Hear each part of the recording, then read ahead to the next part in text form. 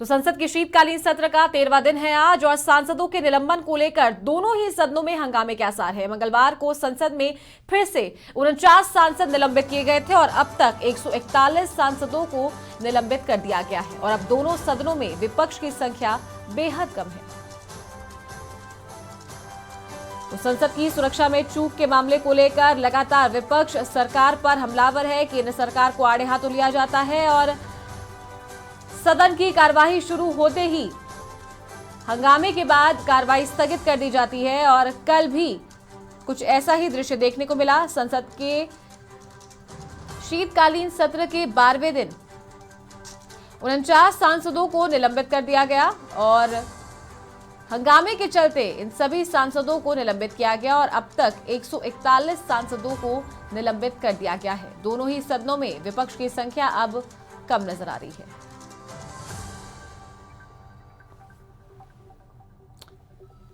और एक बार फिर से हमारी सहयोगी ज्योति का रुख करते हैं। ज्योति, लगातार सदन की कार्रवाई शुरू होते ही जो बहस है वो होती है, विपक्ष हमलावर होता है और उसके बाद में उन्हें निलंबित कर दिया जाता है। और कल एक और दृश्य भी देखने को मिला था जहां सभापति की मिमिक्री करते बाहर जो सांसद है वो नजर आए थे।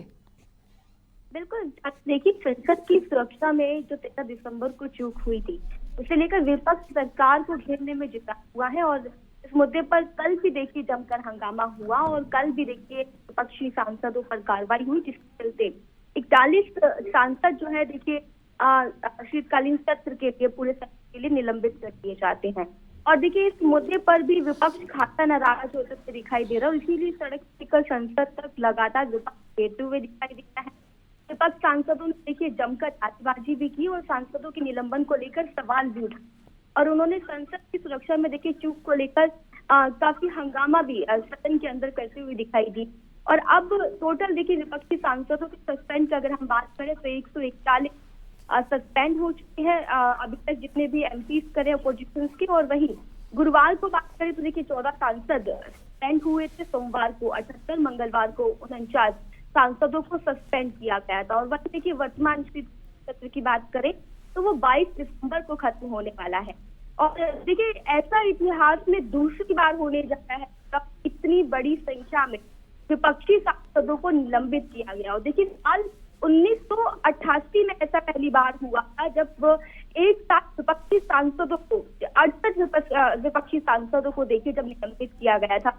और अब आजादी के बाद की बात करें देखिए दूसरी बार ऐसा होने जा रहा है जब इतनी बड़ी संख्या में विपक्ष के सांसदों को निलंबित किया गया हो उनके व्यवहार के चलते, जिस तरीके से उन्होंने हंगामा किया।